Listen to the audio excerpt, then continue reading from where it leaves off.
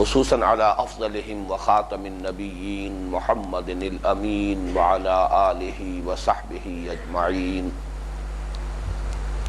اما بعد فاعوذ باللہ من الشیطان الرجیم بسم اللہ الرحمن الرحیم یا ایہا الذین آمنوا هل ادلکم علی تجارۃ تنجیکم من عذاب علیم تؤمنون باللہ ورسولہ وتجاہدون فی سبیل اللہ باموالکم وانفسکم ذالکم خیر لکم ان کنتم تعلمون یغفر لکم ذنوبکم ویدخلکم جنات تجری من تحتها الانہار ومساکن طیبۃ فی جنات عدن ذلك الفوز العظیم وأخرى تحبونها نصر من الله وفتح قریب وبشر المؤمنین صدق اللہ العظیم رب اشرح لي صدری ویسر لي امری واحلل عقدۃ من لسانی یفقهوا قولی اللهم ربنا الہمنا رشدنا واعذنا من شرور انفسنا اللهم ارنا الحق حقا وارزقنا اتباعه وارنا الباطل باطلا وارزقنا اجتنابه اللهم وفقنا لما تحب وترضى آمین یا رب العالمین۔ سورہ صف کے مطالعے میں اس سے قبل ہماری 8 نشستیں صرف ہو چکی ہیں، آج 9ویں نشست ہے۔ اس سورہ مبارکہ کے مضامین کا جو تجزیہ اس سے قبل کیا جا چکا ہے، یاد ہوگا کہ اس کو میں نے 5 حصوں میں منقسم قرار دیا تھا۔ 4 آیات پر مشتمل 3 گروپ ہیں اور 2 آیات اپنی جگہ پر منفرد حیثیت میں نہایت اہمیت کی حامل ہے۔ پہلا حصہ 4 آیات پر مشتمل تھا، تمہیدی۔ دوسرا حصہ پھر 4 آیات پر مشتمل تھا، سابقہ امت مسلمہ یعنی بنی اسرائیل کے تاریخ کے 3 ادوار کا تذکرہ بطور نشان عبرت۔ پھر ایک آیت جو اپنی جگہ پر نہایت اہمیت کی حامل ہے، اور آپ کو یاد ہوگا کہ ہماری گزشتہ 2 نشستیں اسی ایک آیت کے مطالعے میں صرف ہوئی ہیں، اور یقیناً اس آیہ مبارکہ کا یہ حق ہے، اس لیے کہ نہ صرف یہ کہ اس سورہ مبارکہ کا یہ عمود ہے، مرکزی مضمون ہے، بلکہ جیسا کہ میں عرض کر چکا ہوں، ڈاکٹر رفیع الدین مرحوم کی ایک روایت کے مطابق امام الہند حضرت شاہ ولی اللہ دہلوی رحمۃ اللہ علیہ کے نزدیک یہ آیہ مبارکہ یعنی سورہ صف کی آیت نمبر 9 پورے قرآن مجید کا عمود ہے، مرکز اور محور، جس کے گرد کے پورے قرآن مجید کے مضامین گھومتے ہیں۔ اپنی یہ ناچیز رائے بھی عرض کر چکا ہوں کہ پورے قرآن مجید کے لیے یہ آیہ مبارکہ محور ہے یا نہیں، لیکن سیرت النبی علیہ صاحب الصلاۃ والسلام کے صحیح فہم کے لیے یقیناً لازمی کلید ہے، اس کے لیے یقیناً عمود کی حیثیت رکھتی ہے۔ اس آیت مبارکہ کو سمجھیں گے تو سیرت النبی کا فہم حاصل ہوگا، اس لیے کہ کسی بھی عظیم شخصیت کے کارنامہ حیات کو ایسس کرنے کے لیے سب سے پہلے یہ سمجھنا ضروری ہے کہ اس کا مقصد کیا تھا، اس کے سامنے اپنی جد و جہد اور اپنی مساعی کے ہدف کے طور پر کیا چیز تھی، اسی کے حوالے سے ایسس کیا جائے گا کہ کس درجے میں کامیابی ہوئی۔ اس آیہ مبارکہ پر جیسا کہ میں نے عرض کیا، گزشتہ 2 نشستوں کا اکثر و بیشتر حصہ ہم صرف کر چکے ہیں۔ مجھ سے پچھلی نشست میں ایک غلطی ہوئی ہے، اور اس کی طرف ایک صاحب نے ہمارے شرکائے درس میں سے انہوں نے توجہ دلائی ہے، میں ان کا شکریہ ادا کرتا ہوں۔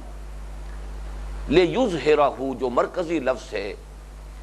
اس عمود والی آیت کا، هُوَ الَّذِی أَرْسَلَ رَسُولَهُ بِالْهُدَىٰ وَدِینِ الْحَقِّ لِیُظْہِرَهُ عَلَى الدِّینِ کُلِّهِ۔ لِیُظْہِرَہُ کا جب میں نے تجزیہ کیا تو جو ابتدا میں لام آیا ہے اس کے لیے روا روی میں میری زبان سے لفظ نکل گیا کہ یہ حرف جار ہے، لام ہے حرف جار، حروف جار میں سے۔ یہ ایک غلطی ہے جو روا روی میں ہوئی ہے۔ اصل میں یہ یا تو اسے لام کی کہتے ہیں یا لام تعلیل کہتے ہیں۔ لے یظہرہ، تاکہ غالب کر دے اس کو، تاکہ وہ غالب کر دے اس کو۔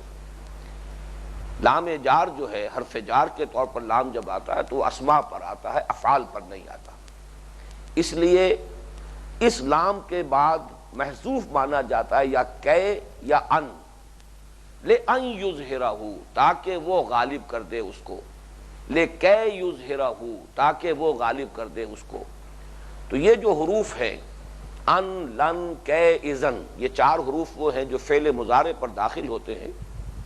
اور پھر اس کو نصب دیتے ہیں۔ لے یظہرہ، راہ پر زبر اسی وجہ سے ہے، تو یہ لام تعلیل کہیں یا لام کہ کہیں۔ البتہ ایک بات پر اگر غور کریں کہ جہاں تک مفہوم کا تعلق ہے، اس میں وہ حرف جار والا لام جو ہے اس کا مفہوم موجود ہے، اس لیے کہ جب حرف جار کے طور پر لام آتا ہے تو اس کے معنی ہوتے ہیں کسی شے کے لیے، واسطے، جیسے کہ اقم الصلاۃ لذکری، نماز قائم کرو میری ذکر کے لیے، میری یاد کے لیے، میری یاد کے واسطے۔ تو یہ کسی شے کے واسطے، کسی شے کے لیے، یہ در حقیقت لام جب حرف جار کے طور پر آتا ہے تو اس کا مفہوم ہے، یہاں وہ مفہوم موجود ہے۔ هو الذی ارسل رسولہ بالہدی ودین الحق لیظہرہ، وہی ہے اللہ جس نے بھیجا اپنے رسول کو یعنی محمد کو صلی اللہ علیہ وسلم دو چیزیں دے کر، الہدی یعنی قرآن حکیم اور دین حق، اس لیے یا اس واسطے کہ وہ غالب کر دے اس کو پورے کے پورے دین پر۔ تو یہ جو اصل مفہوم ہے یہاں موجود ہے۔ بہرحال جہاں تک فنی اعتبار سے یہ بات صحیح ہے کہ یہ حرف جار نہیں ہے بلکہ لام تعلیل یا لام کہ ہے۔ اب ہم آگے چل رہے ہیں، اس سورہ مبارکہ کا جو چوتھا حصہ ہے یہ پھر 4 آیات پر مشتمل ہے۔ وہ 4 آیات ابھی میں نے تلاوت کی ہیں، آپ نے سماعت فرمائی ہے۔ ان 4 آیات کا مضمون ہے جہاد کے لیے پرزور دعوت، اور اس کا جو ربط ہے اس عمود کے ساتھ اس کو پہچان لیجئے۔ وہی ہے اللہ جس نے بھیجا اپنے رسول کو محمد کو صلی اللہ علیہ وسلم الہدی اور دین حق دے کر، تاکہ وہ غالب کر دیں اس دین حق کو کل کے کل نظام زندگی پر۔ اب ظاہر بات ہے کہ یہ غلبہ دین حق محنت سے ہوگا، مشقت سے ہوگا، جہاد سے ہوگا، قتال سے ہوگا، ایثار سے ہوگا، قربانی سے ہوگا، گھر بیٹھے تو نہیں ہوگا، ہاتھ پر ہاتھ دھرے تو نہیں ہوگا۔ لہذا اس کے لیے ضروری ہے کہ اب جو لوگ بھی ایمان کے دعوے دار ہیں اللہ پر اور اس کے رسول پر، اللہ ہے اپنے رسول کو بھیجنے والا، اس پر بھی ہمارا ایمان ہے۔ رسول کا مقصد قرار دیا گیا غلبہ دین حق، اور رسول پر ہمارا ایمان ہے۔ تو جو لوگ بھی اللہ پر اور اس کے رسول پر ایمان کے مدعی ہیں، دعوے دار ہیں، اب ان کا فرض ہے کہ وہ تن من دھن اس مقصد بعثت محمدی علی صاحب الصلاۃ والسلام کی تکمیل کے لیے لگا دے، کھپا دے، صرف کر دے۔ لہذا نہایت پرزور دعوت ہے جو ان 4 آیات میں سامنے آ رہی ہے۔ میں ذرا چاہوں گا کہ اس ربط کو ذرا اور گہرائی میں آپ سمجھ لیں، اس لیے کہ آیت نمبر 9 پر ایک گفتگو ہم اس اعتبار سے بھی کر چکے ہیں کہ یہ آیہ مبارکہ نبی اکرم صلی اللہ علیہ وسلم پر نبوت اور رسالت کی تکمیل کا بیان کر رہی ہے۔ یعنی ختم نبوت کا ایک تصور یہ ہے کہ پہلے نبوت کا سلسلہ چل رہا تھا، حضور پر وہ آ کر ختم ہو گیا، اب آپ کے بعد جیسے کہ حضور نے فرمایا انا خاتم النبیین لا نبی بعدی، اب میرے بعد کوئی نبی نہیں۔ اور دوسرا مفہوم یہ ہے کہ آپ پر نبوت اور رسالت کی تکمیل ہوئی ہے۔ یہ تکمیل نبوت و رسالت اصل میں بنائے فضیلت محمدی ہے صلی اللہ علیہ وسلم، ورنہ محض رسالت کا ختم ہو جانا اس میں تو فضیلت کی کوئی بات نہیں۔ فضیلت کی بنیاد تو یہ ہے کہ آپ پر رسالت کی تکمیل ہوئی، نبوت کی تکمیل ہوئی۔ اس تکمیل نبوت و رسالت کے 5 مظاہر جس پر تفصیل سے گفتگو ہو چکی ہے گزشتہ نشست میں چاہتا ہوں پھر گن لیں، یاد کر لیں۔ سب سے پہلا مظہر کیا ہے کہ آپ اللہ کے واحد رسول ہیں صلی اللہ علیہ وسلم، جن کی بعثت پوری نوع انسانی کے لیے۔ اس کا تعلق ہے جو سائنسی اور تکنیکی ارتقاء ہوا ہے نسل انسانی کے ارتقاء کے دوران، کہ اب یہ ممکن ہو گیا تھا کہ ایک نبی کی دعوت پوری نوع انسانی تک پہنچ سکے اور ایک نبی کی دعوت پر پوری نوع انسانی کو جمع کیا جا سکے۔ اس سے پہلے ذرائع رسل و رسائل ایسے نہیں تھے کہ ایک نبی کی بعثت پوری نوع انسانی کے لیے ہو سکے۔ تو پہلا مظہر یہی ہے کہ آپ کی بعثت ہے وَمَا أَرْسَلْنَاكَ إِلَّا كَافَّةً لِلنَّاسِ بَشِيرًا وَنَذِيرًا۔ دوسرا بعثت، اگرچہ ہدایت کا سلسلہ تو حضرت آدم سے چلا آ رہا ہے، اِمَّا يَأْتِيَنَّكُم مِّنِّي هُدًى فَمَن تَبِعَ هُدَايَ فَلَا خَوْفٌ عَلَيْهِمْ وَلَا هُمْ يَحْزَنُونَ۔ جتنے صحیفے نازل ہوئے وہ صحف ابراہیم تھے یا صحف موسیٰ تھے، جتنی کتابیں آئیں وہ تورات ہو، زبور ہو، انجیل ہو، سب میں ہدایت تھی، ہدن۔ لیکن یہ ہدایت اب کامل ہو گئی ہے قرآن حکیم میں، الہدا، the guidance, the complete guidance, the final guidance. اور یہی وجہ ہے کہ اس کی حفاظت کا ذمہ لیا اور سابقہ کتابوں کی حفاظت کا ذمہ نہیں لیا۔ تیسرا مظہر جو تمدنی ارتقاء ہوا ہے نوع انسانی کا، اب نوع انسانی اس مقام پر پہنچ گئی تھی کہ اسے ایک نظام اجتماعی درکار تھا۔ انفرادیت کا دائرہ سکڑتے سکڑتے بہت محدود ہو چکا ہے اور اجتماعیت کا تسلط جو ہے انسانی زندگی پر بہت گہرا ہو چکا ہے، بہت وسیع ہو چکا ہے۔ لہذا اب اصل جو شے مطلوب ہے انسان کو اور درکار ہے وہ ایک نظام عدل اجتماعی ہے۔ تو گویا کہ دین ایک نظام کی حیثیت سے اس کی تکمیل ہوئی ہے محمد پر صلی اللہ علیہ وسلم، الیوم اکملت لکم دینکم واتممت علیکم نعمتی ورضیت لکم الاسلام دینا۔ یہ تیسرا مظہر ہے حضور پر تکمیل نبوت و رسالت کا۔ چوتھے اور پانچویں جو مظاہر ہیں تکمیل رسالت کے، ان کا تعلق ہے اتمام حجت کے ساتھ۔ اتمام حجت بھی حضور کے ذریعے سے بدرجہ کمال و اتمام ہوا ہے۔ اتمام حجت کے بھی درجے ہیں۔ آپ کسی بات کو کسی کے سامنے بیان کر دیجئے، بہت عمدگی سے بیان کر دیجئے کہ بات اس کی سمجھ میں آ سکے، یہ بھی ایک درجے میں اتمام حجت ہے۔ لیکن آپ اس شے کا ایک عملی نمونہ پیش کر دیں، یہ ہے اصل میں پھر کہ اتمام حجت اب نقطہ عروج کو، نقطہ کمال کو پہنچ گیا کہ صرف ذہنی صلاحیت ہی درکار نہ ہو اس کو سمجھنے کے لیے، کم تر ذہنی صلاحیت کے لوگ بھی دیکھ لیں کہ یہ ہے شے، یہ ہے اس کی برکات، یہ ہے اس کی کیفیات۔ تو گویا کہ اب اس کے بعد اتمام حجت درجہ آخر کو پہنچ گیا۔ تو اس میں پہلی اتمام حجت تو ہوئی ہے پوری نوع انسانی پر کہ دین حق کا ایک عملی نمونہ پیش کیا۔ اگر یہ دین حق صرف نظری طور پر قرآن مجید ہی میں ہوتا یا حضور اس کی مزید تشریح بھی فرما دیتے اپنی احادیث میں، احادیث شریفہ میں، تب بھی ایک طرح کا اتمام حجت تھا۔ لیکن جب تک کہ اس کا ایک ماڈل، اس کا ایک نمونہ نہ دکھا دیا جاتا، بدرجہ تمام و کمال اتمام حجت نہیں ہو سکتا۔ لہذا حضور نے لِيُظْهِرَهُ عَلَى الدِّينِ كُلِّهِ، جان گسل محنت و مشقت کے نتیجے میں وہ نظام قائم کر کے اس کا ایک عملی نمونہ دکھا دیا۔ اب یہ تا قیام قیامت نسل انسانی پر حجت ہے۔ ہر کجا بینی جہان رنگ و بو، آنکھ از خاکش بروید آرزو، یا ز نور مصطفیٰ اورا بہاس، یا ہنوز اندر تلاش مصطفیٰ۔ اور اسی اتمام حجت کا دوسرا پہلو جو ہے وہ امت پر ہے کہ آپ نے یہ اظہار دین حق کا جو فریضہ ہے، دین کے غالب کر دینے کا فریضہ، یہ معجزوں کی مدد سے کر کے نہیں دکھایا، بلکہ انسانی مشقت، جد و جہد، محنت، ایثار، قربانی، مصائب جھیل کر، تکلیفیں برداشت کر کے، ہر طرح کی جو بھی آزمائشیں ہو سکتی ہیں ان سے خود بھی بنفس نفیس گزر کر اور اپنے صحابہ کو بھی ان سے گزار کر absolutely at the level of human effort and struggle یہ کارنامہ کر کے دکھایا ہے۔ یہ بہت اہم پہلو ہے سیرت النبی کا صلی اللہ علیہ وسلم۔ ورنہ یہ کہ قدم قدم پر مطالبے آ رہے تھے معجزہ دکھائیے، معجزہ نہیں آیا۔ معجزہ بس قرآن ہے، جس کو سمجھنا ہو یہ معجزہ ہے۔ محمد کا اصل معجزہ یہ قرآن ہے۔ ورنہ آپ سوچئے کہ اگر بنی اسرائیل کے لیے جبکہ ان کو شدید بھوک کی کیفیت جو ہے اس نے ستایا تو من و سلوہ نازل ہو گیا، کیا حضور اور آپ کے صحابہ کا درجہ ان سے کہیں بلند نہیں تھا کہ غزوہ تبوک کے دوران من و سلوہ نازل کیا جاتا؟ نہیں نازل کیا گیا۔ بھوک اور پیاس کی مشقتیں جھیلو، ہیومن لیول پر ایفرٹ کا ایک نمونہ قائم کیا ہے دنیا میں، ایثار، قربانی، جد و جہد، مصیبتیں جھیل کر۔ در حقیقت یہ جو ہے آخری اتمام حجت یہ امت پر ہے کہ اب جب بھی اظہار دین حق علی الدین کلہ کا فریضہ سر انجام دینے کے لیے امت میں سے کوئی گروہ کھڑا ہوگا تو اس کے سامنے حجت موجود ہے کہ یہ تمام مصیبتیں، یہ تمام تکلیفیں، یہ تمام آزمائشیں محمد الرسول اللہ والذین معہ صلی اللہ علیہ وسلم و رضی اللہ تعالیٰ عنہم اجمعین، ان سب کو جھیلنی پڑی ہے، ان سب میں سے گزرنا پڑا ہے۔ یہ ہے اصل میں آخری نقطہ جس کا تعلق ہے اب ان 4 آیات کے ساتھ اب پکارا جا رہا ہے اس جد و جہد کے لیے، اس اثار و قربانی کے لیے، اس محنت و مشقت کے لیے، اس جاں گسل جد و جہد کے لیے۔ یا ایھا الذین آمنوا هل ادلکم علی تجارۃ تنجیکم من عذاب الیم۔ اے ایمان والو، یہ جو اصطلاح ہے اے ایمان والو، خطاب کا جو یہ صیغہ ہے، بارہا میں عرض کر چکا ہوں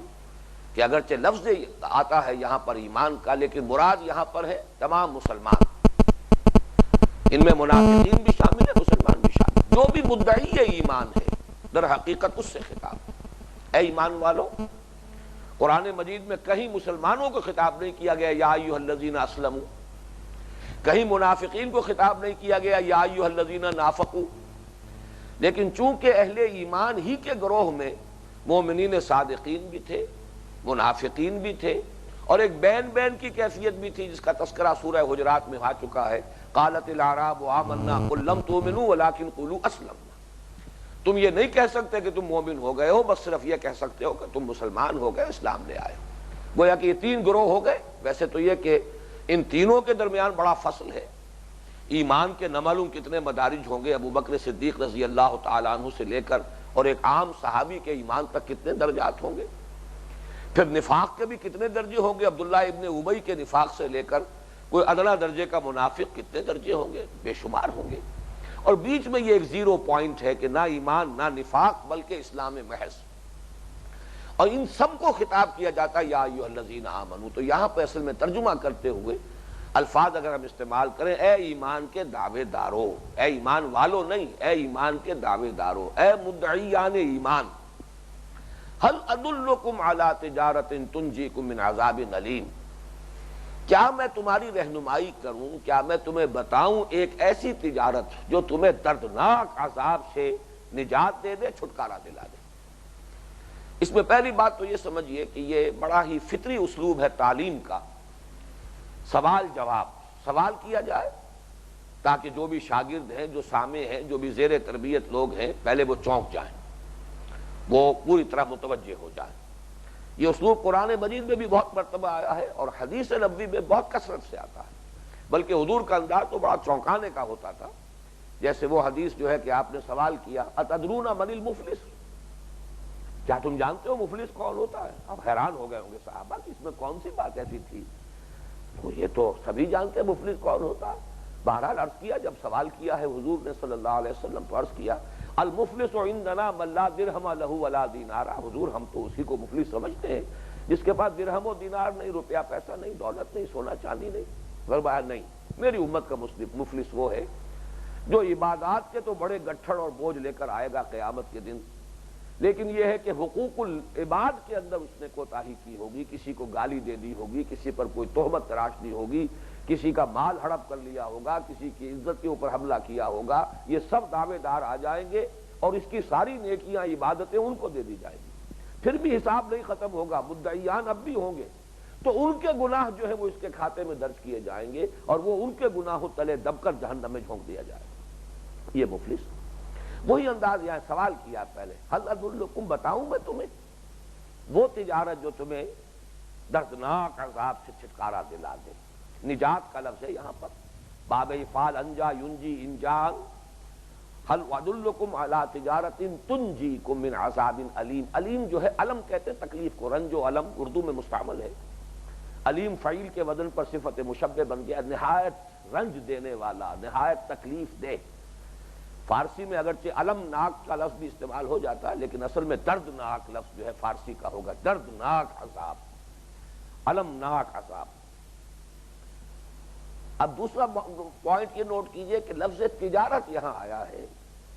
اس قدر آسان فہم لفظ، یہ بات میں نے بارہا کہی ہے، قرآن مجید جو ہے اپنے اصل میسج اور پیغام کو نہایت سادہ الفاظ میں پیش کرتا ہے، کوئی منطقی ایج پیچ نہیں، کوئی فلسفیانہ بھاری بھرکم اصطلاحات نہیں۔ اب تجارت ہر شخص جانتا ہے تجارت کسے کہتے ہیں، تجارت میں ظاہر بات ہے کچھ مال بھی لگتا ہے، کچھ کیپٹل چاہیے، کچھ نہ کچھ سرمایہ چاہیے، اور پھر محنت بھی لگے گی، محنت اور سرمایہ، یہ سب کچھ کس لیے؟ کسی منفعت کے حصول کے لیے۔ حصول منفعت کے لیے، نفع کے حصول کے لیے کچھ پیسہ بھی لگانا اور مال اپنی جان بھی کھپانا، محنت بھی کرنا، یہ تجارت ہے۔ تو یہاں پر وہ لفظ استعمال کیا ہے تجارت کا کہ جس کا مفہوم جو ہے وہ ہر شخص کو معلوم ہے۔ تنجیکم من عذاب علیم پر زیادہ توجہ کی ضرورت ہے۔ سوال یہ نہیں ہے کہ کیا تمہیں وہ راستہ بتایا جائے جو تمہیں بہت اعلیٰ منصب دلا دے، بہت اونچے درجات تک پہنچا دے۔ اگر یہ سوال ہوتا تو اس کا امکان باقی تھا کہ اس سے کمتر پر بھی نجات تو ہو سکتی ہے۔ بھائی تمہیں وہ ہم گیسٹ پیپرز دیتے ہیں جس سے فرسٹ ڈویژن آ جائے گی، چلیے، تو گویا کہ ایک طالب علم یہ سمجھ سکتا ہے کہ مجھے نہ بھی مل سکے وہ تو پاس ہونے کا امکان تو پھر بھی ہے۔ لیکن یہ کہ یہاں کہا جائے تنجیکم من عذاب علیم، جو تمہیں دردناک عذاب سے چھٹکارا دلائے۔ اگرچہ عام طور پر کہا جاتا ہے کہ مفہوم مخالف جو ہے وہ ہر جگہ پر لازمی طور پر درست نہیں ہوتا، لیکن اس مقام پر سمجھیے کہ مفہوم مخالف جو ہے وہ لازمی ہے اور ضروری ہے، ورنہ یہ کلام محمل ہو جائے گا۔ اگر تصور یہ ہو کہ اس کے بغیر بھی نجات ہے تو پھر یہ کلام محمل ہے، اس کا مطلب ہے کہ آپ کو اس کلام کے اوپر اعتماد ہی نہیں ہے۔ معلومہ نجات ممکن ہی نہیں ہے جب تک کہ یہ طرز عمل، یہ تجارت اختیار نہ کرو۔ هل ادلکم علی تجارت تنجیکم من عذاب علیم، کیا میں تمہاری رہنمائی کروں؟ ادلو دلہ یدلو، یہ اسی سے لفظ دلیل بنا ہے۔ دلیل کہتے ہیں وہ شے جو کسی چیز کی طرف آپ کی رہنمائی کرتے۔ اب دلیل جو ہے عقلی بھی ہوتی ہے، دلیل راہ بھی ہوتی ہے، اسی طریقے سے رہنمائی کرنا، بتا دینا، کوئی چیز جو ہے کسی کو سجھا دینا، یہ ہے دلہ یدلو۔ تو هل ادلکم علی تجارت تنجیکم من عذاب علیم، کیا میں بتاؤں تمہیں، کیا تمہیں سجھا دوں، کیا تمہیں بتا دوں، کیا تمہاری رہنمائی کر دوں اس تجارت کی طرف جو تمہیں دردناک عذاب سے چھٹکارا دلا دے۔ یہ جو آخری ٹکڑا ہے اس آیہ مبارکہ کا، اب اس کا پس منظر کے ساتھ بڑا گہرا تعلق ہے۔ تنجیکم من عذاب علیم، میں نے ابھی عرض کیا اگر یہ نہیں کرو گے تو نجات پانا دردناک عذاب سے اس کی امید موہوم ہے۔ ذرا آپ پیچھے آئیے، اگر یہ تجارت اختیار نہیں کرو گے تو گویا کہ تم بھی یہود کے نقش و قدم پر چل رہے ہوگے جنہوں نے حضرت موسیٰ کے ساتھ وہ طرز عمل اختیار کیا کہ جب ان سے کہا گیا کہ اللہ کی راہ میں جنگ کرو تو انہوں نے کوڑا جواب دیا۔ اگر تم یہ راستہ اختیار نہیں کرو گے تو گویا کہ تم یہود کا وہ طرز عمل اختیار کرو گے جو انہوں نے حضرت مسیح علیہ السلام کے ساتھ، گویا کہ اسی کے نقش قدم پر تم چل رہے ہوگے اگر تم نے یہ راستہ اختیار نہ کیا۔ اس سے بھی پیچھے جائیے، جس کو میں نے کہا تھا کہ پہلی 4 آیات تمہیدی ہیں، اگر یہ راستہ جہاد کا اختیار نہیں کرتے ہو تو گویا کہ تمہارا معاملہ یہ ہے کہ لما تقولون ما لا تفعلون، اس دفعہ جو ہے اس کے مستحق ہو جاؤ گے، یہ دفعہ تمہارے اوپر لاگو ہو جائے کہ تم کہتے کچھ ہو کرتے کچھ ہو۔ دعویٰ ہے اللہ پر ایمان کا اور اللہ کے رسول کی محبت اور عشق کا، لیکن یہ کہ یہ کام جو ہے اللہ کی راہ میں جہاد کے لیے جس کے لیے پکارا جا رہا ہے اس کے لیے تیار نہیں۔ تو یہ پورا پس منظر جو ہے در حقیقت نوٹ کر لیجئے کہ تنجیکم من عذاب علیم، عذاب علیم سے چھٹکارا پانا ہے تو یہ کام ضرور کرنا ہوگا۔ اگر یہ کام نہیں کرو گے تو گویا کہ تم یہود کے نقش قدم پر چل رہے ہوگے۔ اگر یہ کام نہیں کرو گے تو گویا کہ تمہارے اوپر وہی دفعہ جو ہے وہ عائد ہو جائے گی کہ لما تقولون ما لا تفعلون کبر مقتا عند اللہ ان تقولوا ما لا تفعلون، کیوں کہتے ہو جو کرتے نہیں ہو، اور اللہ کے غضب اور بیزاری کو بھڑکانے والی ہے یہ بات کہ تم کہو جو کرتے نہیں۔ اس مقام پر میں چاہتا ہوں کہ ایک آیت مبارکہ جو ہمارا مطبوعہ جو ہے کتاب کی شکل میں منتخب نصاب، اس میں وہ ایک مستقل درس کی حیثیت سے ہے، لیکن یہاں در حقیقت میں نے اپنے اس درس کے دوران اس کو اس جگہ پر مناسب سمجھا ہے کہ یہاں اس آیت کو، یہ آیت نمبر 24 جو ہے سورہ توبہ کی، اس کو یہاں لگا لیجیے۔ میرے نزدیک اس مضمون کو اس قدر کلیئرلی اس آیت کے اندر واضح کیا گیا ہے، وہ چاہیے کہ اچھی طریقے سے ہم ذہن نشین کر لیں کہ جہاد کا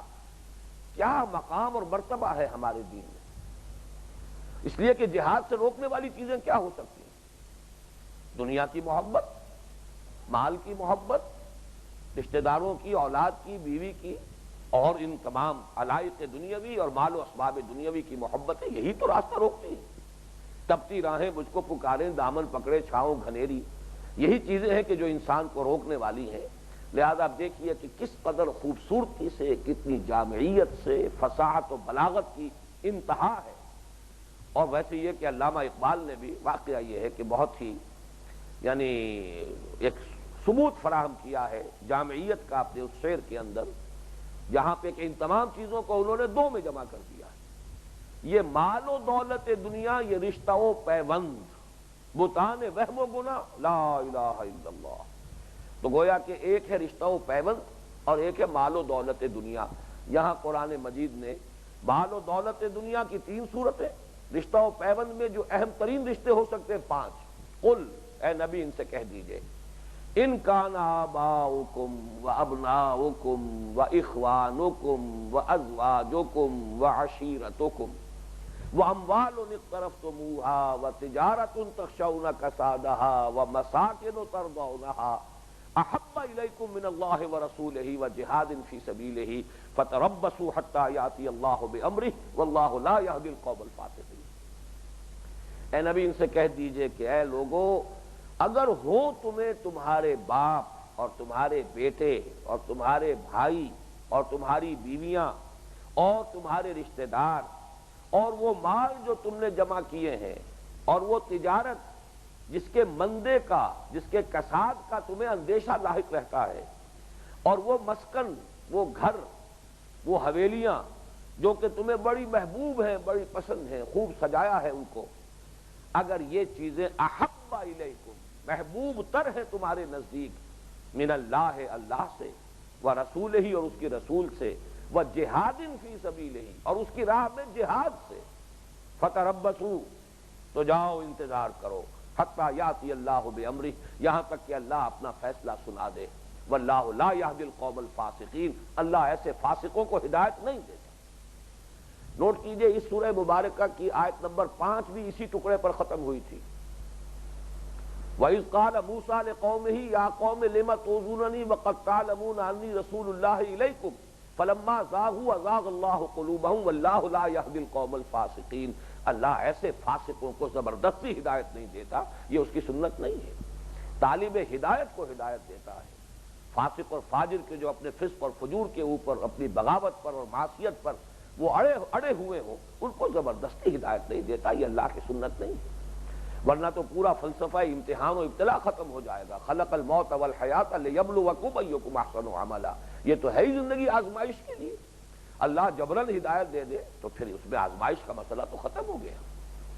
تو نوٹ کیجئے یہاں گویا کہ ایک ترازو ہے جو ہم میں سے ہر شخص کو بھی اپنے باطن میں نصب کر لینی چاہیے۔ ایک پلڑے میں 8 محبتیں ڈالیے، باپ کی محبت، بیٹے کی محبت، بھائی کی محبت، بیوی کی محبت اور رشتہ داروں کی محبت، سب آ گئے۔ یہ رشتہ و پیوند، بڑے پیارے الفاظ اقبال نے بھی جو استعمال کیے۔ دولت دنیا کی جو ہے، یہ مال و دولت دنیا، اس کی 3 صورتیں۔ مال انسان نے جو جمع کیا ہے، جو بھی اس نے اپنی محنت کی ہے، اس سے جو بھی یافت ہے، وہ مختلف شکل میں اس کا جو بھی کیپٹل ہے، اس کا جو سرمایہ ہے، اس کے جو ایسٹس ہیں۔ پھر نمبر 2، جو بھی کاروبار جمایا ہے، محنت سے جمایا ہے، بڑی مشقت کی ہے اس کے لیے، بڑی محنت کے ساتھ جو ہے وہ اب کاروبار اس جگہ پر پہنچا ہے کہ اب اس میں سے اگر ذرا بھی انسان اپنا وقت نکالتا ہے، اپنی توجہ ہٹاتا ہے، تو کاروبار کا معاملہ یہ کہ وہ پہیہ الٹا پھرنے لگتا ہے، پھر بجائے نفع کے نقصان ہونا شروع ہو جاتا ہے۔ لہذا وہ کاروبار جس کو انسان محنت سے جماتا ہے، وہ ہمیشہ کے لیے چاہتا ہے، اپنے اندر لٹاپین رکھتا ہے انسان کو، تو اس کے کساد کا تو اندیشہ ہے۔ بڑی محنت کے ساتھ اس کاروبار کو جو ہے، یہ پہیہ جو ہے گھمایا ہے اس کو بڑی محنت کے ساتھ، اب اس کا جو ہے اس کے اندر کساد اور مندے کا اندیشہ تمہیں لاحق رہتا ہے۔ اور آخری شے، انسان مکان بناتا ہے، حویلیاں بناتا ہے، کوٹھیاں بناتا ہے، خوب سجاتا ہے۔ آج کل جو آپ نے دیکھا ہوگا جس طریقے سے ماربل تھوپا ہوا ہوتا ہے، معلوم ہوتا ہے کہ پیسے اتنے زیادہ ہیں، دولت اتنی کثیر ہو گئی ہے کہ انسان جیسے کہ کسی چیز کو تھوپا جا رہا ہو۔ یہ پیسے ہی تو تھپے ہوئے ہیں مکانوں کے اوپر۔ پھر اندر جو ہے جو بھی ڈیکوریشن کے لیے نہ معلوم کہاں کہاں سے ڈیکوریشن پیس لائے گئے ہیں، کہاں کہاں سے جو ہے فرنیچر آیا ہے، بڑا آدمی کو اچھا لگتا ہے، وہ چیزیں جو ہیں بڑی پسند ہیں، محبوب ہیں۔ تو یہ مال و دولت دنیا 3 شکلیں، اور رشتہ و پیوند، قل ان کان آباؤکم وابناؤکم واخوانکم وازواجکم وعشیرتکم، یہ 8 محبتیں ایک پلڑے میں ڈالیے۔ اللہ کی محبت، رسول کی محبت، اور یہ اللہ اور اس کے رسول کی محبت تو ہو سکتا ہے زبانی کلامی آپ دعویٰ کر دیں، میں کیسے جھٹلا سکتا ہوں؟ آپ کہیں مجھے تو اللہ سے بڑی محبت ہے، میں کیسے نفی کروں گا کہ آپ کا یہ دعویٰ بے بنیاد ہے؟ آپ کہیں رسول سے بڑا عشق ہے، بہت محبت ہے، کیسے دعویٰ کیا جا سکتا ہے؟ کیسے آپ کے دعوے کی نفی کی جا سکتی ہے؟ ہاں اگلی چیز ہے جو بتائے گی، مقیاس یہ ہے، پیمانہ یہ ہے، وہ جہاد فی سبیلہ، اگر جہاد ہے اللہ کی راہ میں اس کی محبت جو ہے وہ تو صاف صاف نظر آ جائے گی،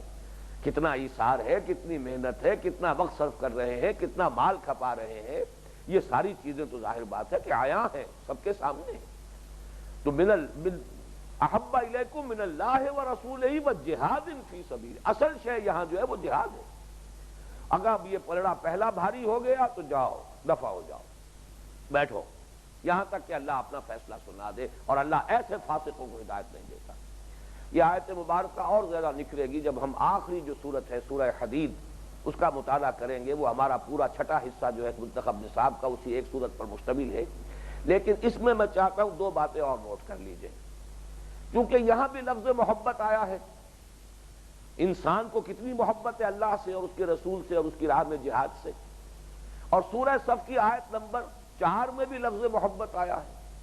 ان اللہ یحب الذین یقاتلون فی سبیلہ صفا کانہم بنیان مرصوص، اللہ کو تو محبت ہے اپنے ان بندوں سے جو اس کی راہ میں جنگ کرتے ہیں، اس طرح صفیں باندھ کر گویا کہ سیسا پلائی ہوئی دیوار ہے۔ ان دونوں محبتوں کے حوالے سے جان لیجئے کہ محبت ہمیشہ باہمی ہوتی ہے۔ آپ کو کسی سے محبت ہے تو اس کو بھی آپ سے لازماً محبت ہو جائے گی۔ انگریزی کا جو محاورہ ہے love begets love and hatred begets hatred, آپ کے دل میں کسی سے نفرت ہے، چاہے اوپر سے چاپلوسی آپ کر رہے ہیں اور جو بھی ہے سخن سازی کر رہے ہیں، لیکن آپ کے دل کی نفرت جو ریفلیکٹ ہوگی اور اس کے دل میں بھی آپ کی طرف سے نفرت پیدا ہو جائے گی۔ آپ کے دل میں محبت ہے، چاہے آپ نے اس کا اظہار نہیں کیا ہے، زیادہ اپنے جذبات کے اظہار کی آپ کو عادت نہیں ہے، آپ کا مزاج نہیں ہے، لیکن یہ کہ دل میں محبت ہے جس سے اس کے دل میں بھی لازماً آپ کے لیے محبت پیدا ہو جائے، یہ محبت باہمی ہے۔ چنانچہ اس کے حوالے سے نوٹ کیجئے کہ اللہ کی محبوبیت کبریٰ کا مقام جو آیا ہے وہ یا تو سورہ صف کی اس آیت میں آیا جو ابھی میں نے تلاوت کی، ان اللہ یحب الذین یقاتلون فی سبیلہ صفا کانہم بنیان مرصوص، اور ایک اور مقام ایسا ہے جس کی طرف میں توجہ دلانا چاہتا ہوں آج، اس لیے کہ اس کی وجہ سے ذہن جو ہے وہ صحیح بات تک نہیں پہنچتا بلکہ راستے میں ایک جگہ پر اٹک کر رہ جاتا ہے۔ وہ آیت جو ہے ہمارے ہاں مذہبی مواعظ میں اور تقاریر میں خطبات جمعہ میں بہت کثرت سے بیان ہوتی ہے، قل ان کنتم تحبون اللہ فاتبعونی یحببکم اللہ، اے نبی ان سے کہہ دیجئے، یہ سورہ آل عمران کی آیت نمبر 31 ہے، ان سے کہہ دیجئے اگر تم اللہ سے محبت کرتے ہو تو میرا اتباع کرو، اللہ تم سے محبت کرے گا۔ یہ محبت باہمی کی آیت جو ہے وہ غالباً جس طرح یہ دونوں دو طرفہ محبت کا ذکر آیا ہے یہاں، غالباً میرے ذہن میں اس وقت پورا استعداد نہیں ہے، میرا اندازہ ہے کہ شاید اس طرح سے یہ کہیں بھی جمع ہو کر ایک آیت میں محبت باہمی، ان کنتم تحبون اللہ، اگر تم محبت کرتے ہو اللہ سے، اور جو نتیجہ نکلے گا یحببکم اللہ، اللہ تم سے محبت کرنے لگے گا، تو درمیان میں اس کے لیے جو شرط بتائی ہے، راستہ بتایا ہے، فاتبعونی۔ یہاں اس لفظ اتباع کا جو تصور ذہنوں میں بیٹھا ہوا ہے یہ راستے میں الجھا دیتا ہے آدمی کو اور صحیح حقیقت تک پہنچنے نہیں دیتا۔ اتباع سنت کا تصور تو یہی ہے کہ آپ نے داڑھی رکھ لی، آپ نے پائچہ جو ہے وہ اٹکنے سے اوپر کر لیا، وضاقتہ جو ہے آپ نے بنا لی، آپ نے کھڑے ہو کر کھانا نہیں کھایا، بڑا تیر مارا کہ آپ نے چاہے اجلاس کے اندر کسی دعوت میں سب لوگ کھڑے ہو کر کھانا کھا رہے ہیں، آپ پھر بھی بیٹھ کر کھانا کھا رہے ہیں، چاہے زمین پر بیٹھنا پڑ گیا، اتباع رسول ہے۔ اسی طریقے سے فرض کیجئے کہ آپ چمچ سے نہیں کھانا کھا رہے، چمچہ استعمال نہیں کر رہے، یہ تمام چیزیں اصل میں سارا تصور اتباع جو ہے وہ ان کے اندر محدود ہو کر رہ گیا ہے، حالانکہ اصل اتباع کیا ہے؟ لقد کان لکم فی رسول اللہ اسوۃ حسنہ، میری کتاب اسوہ رسول اس پر موجود ہے، سورہ احزاب کی اس آیت میں وہ کس مقام پر آئی ہے؟ رسول کی اصل سنت کیا ہے کہ جب سے وحی کا آغاز ہوا ہے اس وقت سے لے کر اور حیات دنیاوی کے آخری سانس تک آپ کو دھن کیا سوار رہی ہے، کس چیز کی فکر دامنگیر رہی ہے، کس میں آپ نے رات اور دن ایک کیے ہیں، کس کام کے لیے آپ نے محنت اور اپنی مشقت کو ہے وقت کیے رکھا ہے، وہ تو دو ہی کام ہے، اللہ کے دین کی تبلیغ اور دعوت اور اللہ کے دین کی اقامت اور اس کے لیے جہاد اور قتال۔ اس میں اتباع کرے نا، اور اس سے ہٹ کر صرف داڑھی اور لباس اور مسواک اور وضاقتہ اور بیٹھ کر کھانا یا جو بھی چیزیں ہیں، میں ان میں سے کسی کی توہین نہیں کرنا چاہتا، یہ تمام چیزیں انتہائی قیمتی ہوں گی بشرطے کہ وہ اصل اتباع موجود ہو، لیکن اصل وہ اتباع نہیں ہے تو یہ اتباع کا دھوکہ ہے، یہ اصل میں اپنے آپ کو فریب دینا ہے کہ ہم بڑے متبع سنت ہیں اور بڑے متبع رسول ہیں، اور جب متبع رسول ہو گئے ہیں تو گویا کہ اللہ کے محبوب ہو گئے۔ ان چیزوں کے حوالے سے اپنے آپ کو متبع رسول کا سمجھ کر اور محبوبیت کبریٰ کے مقام پر فائز کرنا، یہ ہے سیلف ڈسیپشن، یہ ہے اصل دھوکہ۔ دینداری کا اصل میں یہ وہ تصور ہے، اتباع سنت کا یہ تصور ہے کہ جو اس وقت ہمارے ذہنوں میں ہے، لہذا جب آیت پڑھیں گے فاتبعونی، اتباع کے بارے میں صرف یہ چیزیں آئیں گی۔ وہ جو اقبال نے کہا ہے کہ گاہ میری نگاہ تیز چیر گئی دل وجود، گاہ الجھ کے رہ گئی میرے توہمات میں، تو یہ اتباع کا پورا تصور جو ہے وہ یہی الجھ کر رہ جاتا ہے، اور اس سے آگے جو ہے یہ تصور سامنے نہیں ہے کہ ان صلاتی و نسکی و محیای و مماتی للہ رب العالمین، میرا سونا، میرا جاگنا، میرا اٹھنا، میرا بیٹھنا، میرا چلنا، میرا پھرنا، میری رات، میرا دن، میری صبح، میری شام، ہر شے جو ہے وہ در حقیقت ان دو چیزوں کے لیے وقف ہو کر رہ گئی ہے، اللہ کے لیے، اور اللہ سے مراد کیا ہے؟ اللہ کے دین کی دعوت و تبلیغ اور اللہ کے دین کو قائم کرنے کی جد و جہد کے لیے جہاد و قتال، یہ ہے اصل اتباع۔ اس اعتبار سے اس آیت کو بھی در حقیقت اس کے اصل مفہوم کے اعتبار سے اسی کے ساتھ ٹانک لیجئے جو سورہ صف کی آیت نمبر 4 ہے،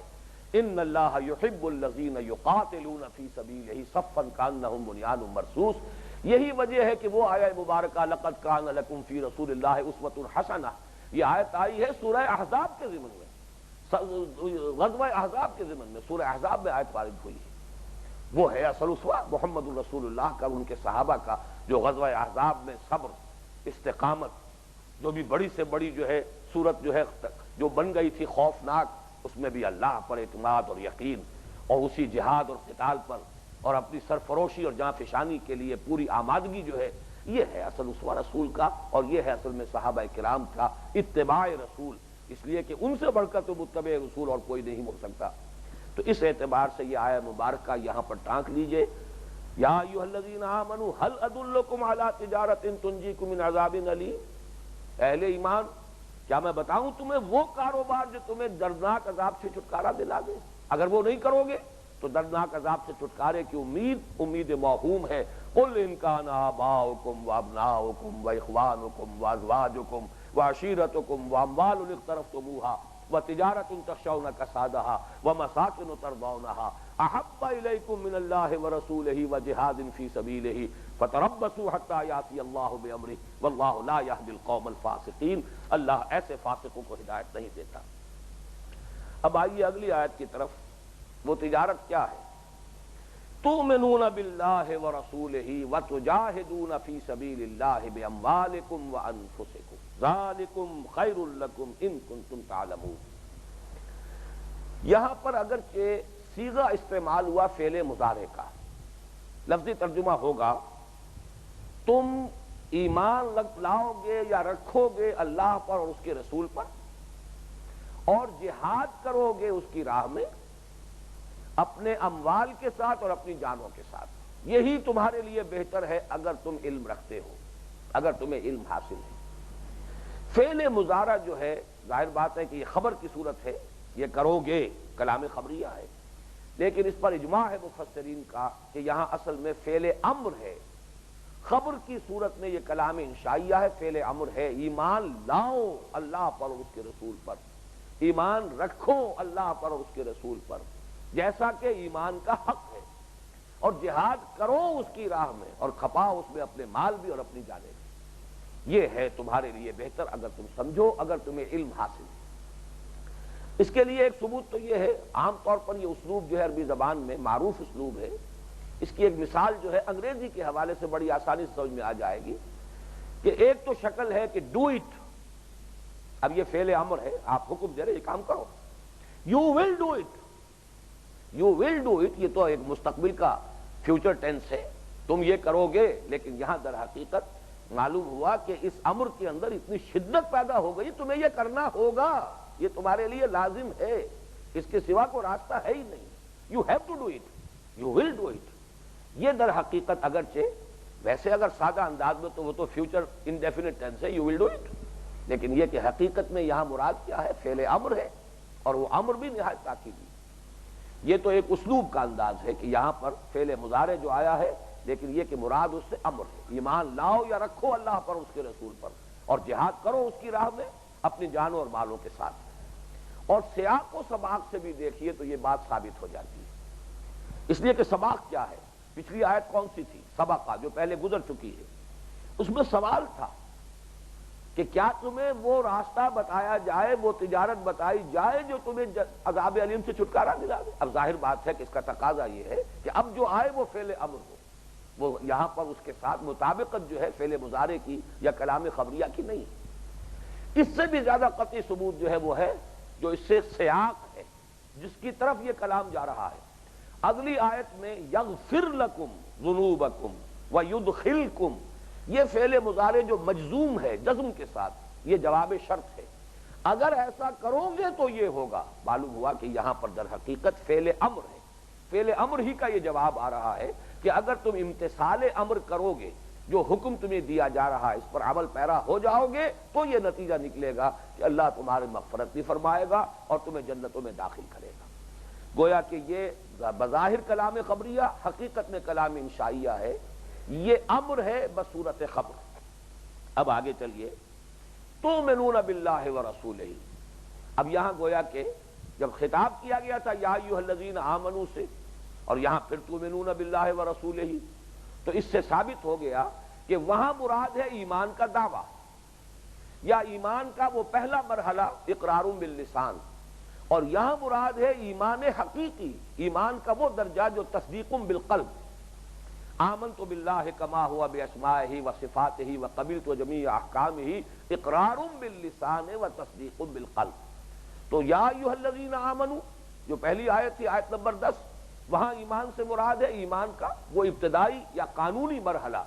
جو اقرار باللسان سے جس کا تعلق ہے، اور یہاں جو فرمایا جا رہا ہے ایمان لاؤ، حقیقی ایمان، جیسا کہ ایمان کا حق ہے، اس سے مراد ہے حقیقی ایمان، یقین قلبی والا ایمان، اور یہ ہے وہ تصدیق بالقلب والا معنی۔ تؤمنون باللہ ورسولہ، اب اس کی مثال کیا ہے؟ آپ کو یاد ہوگا کہ جہاد کا لفظ جو ہے ہمارے اس منتخب نصاب میں پہلی مرتبہ آیا تھا سورہ حجرات کی آیت نمبر 15 میں۔ مومن کی ڈیفینیشن کیا ہے؟ انما المؤمنون الذین آمنوا باللہ ورسولہ ثم لم یرتابوا، وہاں جو ثم لم یرتابوا کا لفظی اضافہ کیا گیا تھا کہ پھر وہ شک میں نہیں پڑے۔